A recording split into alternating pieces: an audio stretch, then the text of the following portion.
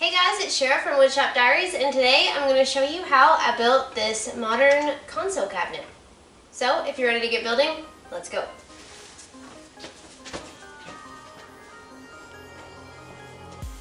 I built this console cabinet in two sections, an oak plywood cabinet sitting on a simple painted base. It's a very simple design, and one of my favorite features is the way that the top kind of floats above the cabinet.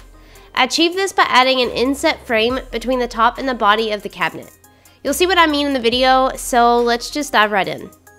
The body of the cabinet, so everything except for the doors, can be cut from a single 3/4 inch sheet of plywood. So the first thing I did was cut down my first sheet of plywood and start building the cabinet. The cut list and plans can be found at the link in the description below if you're interested in exact measurements here. I used my Kreg rip cut to rip the sheet into strips and then trim them down to length on the miter saw.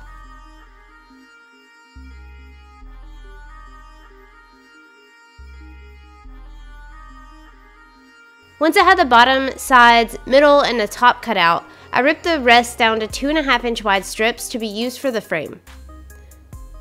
To cover up the plywood edges, I used some glue-on edge banding along the edges that will be exposed in the finished project. This is totally optional. I know some people like exposed plywood edges, but I prefer to cover them up. The cabinet was easily assembled with pocket holes and screws, so once everything was cut to the right size, edge banded, and sanded, I drilled pocket holes to begin assembly. I first assembled the bottom piece to the sides. Notice that the bottom here is 3/4 inch narrower than the side pieces. This is because the doors will overlay the bottom but are inset flush to the sides. You'll see that later, but that's also noted in the plans linked below. Once the bottom was screwed in place, I attached two pieces of 2.5 inch plywood strips along the top, one in the front and one in the back. Then I added a support in the middle between these two strips.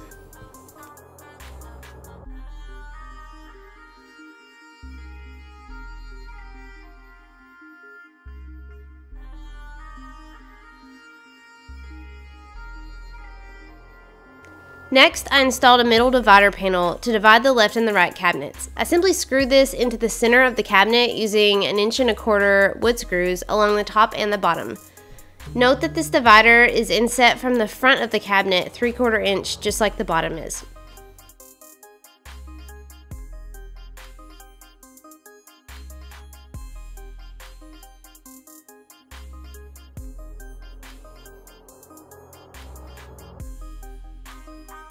Again, all of this is detailed in the plans linked below, but the doors will overlay this piece once it's complete.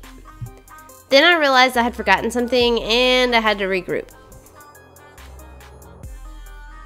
So you can see here that I actually added edge banding like all the way around the front edge because I forgot to edge band the top of this, and then the thickness of this edge banding added on left a little gap here, so I just added edge banding all the way around, which is kind of good because it covered up part of these pocket holes, so when I do the next step you won't have to see the holes there because I put the edge banding on. So let's do the next thing. Now the main body of the cabinet is assembled, so I moved it out of the way to work on the top. Between this main body and the top piece, I added a little frame to make the top look like it's floating over the body of the cabinet. I assembled a frame that was 1.5 inches narrower on both sides than the body of the cabinet, using pocket holes and screws. Once it was together, I applied edge banding along the edges and glued it on top of the cabinet like shown so that there was a 3/4 inch inset along all sides.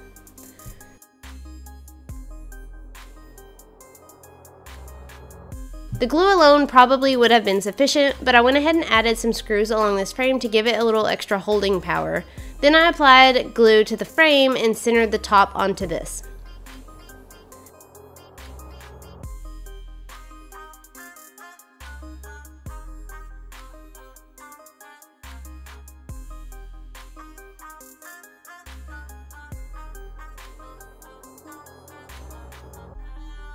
Once the glue had dried, I moved it back to the workbench and added some screws through the bottom of the frame into the top just to help hold it.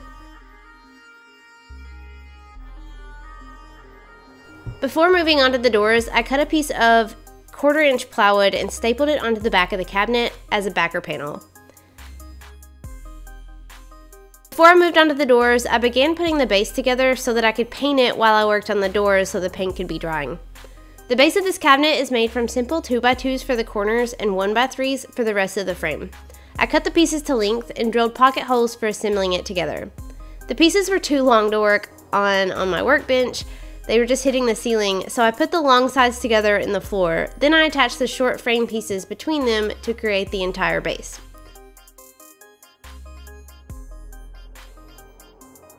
These short metal pieces on the front and the back help support the middle of the cabinet to keep it from bowing or sagging in the middle.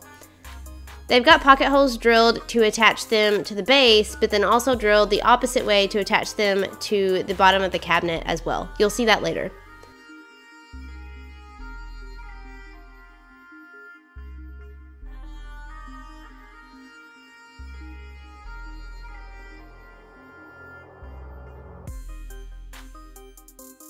Once the base was assembled, I tested the cabinet onto it to make sure that everything fit well.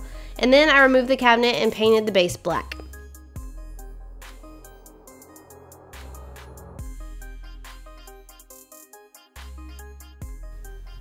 While the paint was drying, I moved on to making the doors.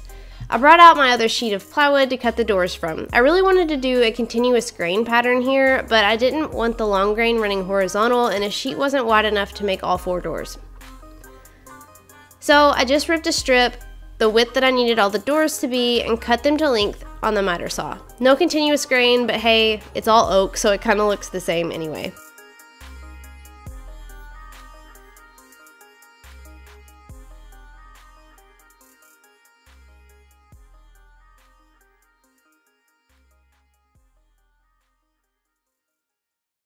Once the doors were cut to length, I applied edge banding along the sides, gave everything a good sanding, and then stained the cabinet body and the doors. I intended for this stain color to be more of a gray, but it actually ended up being more of a grage. Like it had a hint of tan mixed with gray. But I kind of liked it, so I let it be. It just wasn't what I was expecting. While the paint continued to dry on the base, I drilled holes into the doors for the concealed hinges to mount into.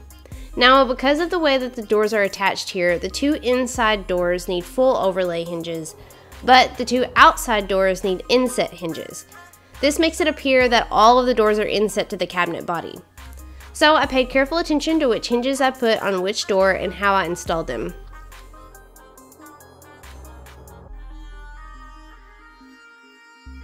I installed the doors into the cabinet and adjusted as needed to get everything lined up.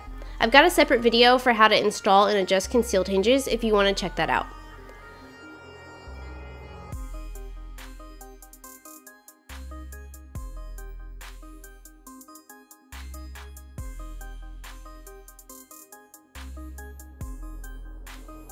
Once I had my doors in, I added some simple modern handles and flipped it upside down to install the base onto the bottom of the cabinet.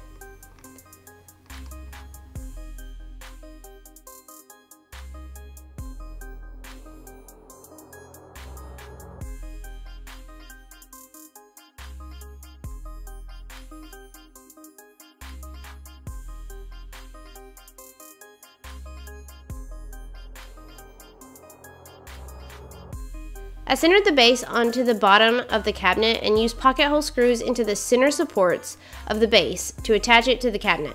Then I used 2-inch wood screws through the bottom of the cabinet into each leg of the base to secure it completely.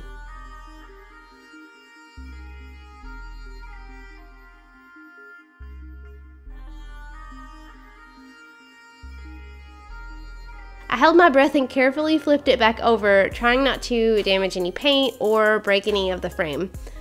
And it was ready for a couple coats of poly.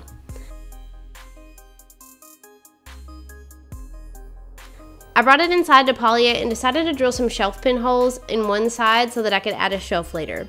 That's another optional step. It's just nice to have options, right? So once the shelf was in place, it was finished. It's a really simple design and easy to build using plywood and pocket hole joinery. This would be perfect for a modern media cabinet or a dining room console cabinet, whatever. Don't forget that I've got the plans linked below with the details on all of the products used on this project and the full step-by-step tutorial in case you missed anything in this video. If you enjoyed this one and want to keep up with what's coming next, be sure to subscribe so you don't miss out on upcoming projects. Thanks so much for watching, and until next time, happy building!